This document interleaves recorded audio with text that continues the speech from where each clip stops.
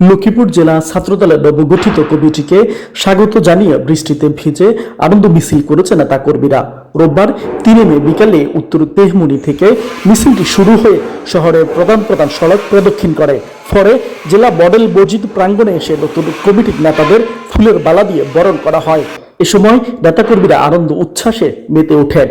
লক্ষ্মীপুর পৌর ছাত্রদলের সিনিয়র যুগ্ম আহ্বায়ক আরমান হোসেন কিরণের নেতৃত্বে মিছিলে উপস্থিত ছিলেন লক্ষ্মীপুর সরকারি কলেজ ছাত্রদলের সভাপতি ইসমাইল হোসেন রনি, সাধারণ সম্পাদক বাহাদুর হোসেন নোবেল, চন্দ্রগঞ্জ থানা ছাত্রদলের সদস্য সচিব জাহির ইসলাম জাহাঙ্গীর, ছাত্রদল নেতা বাবলু সহ বিপুল সংখ্যক নেতাকর্মী।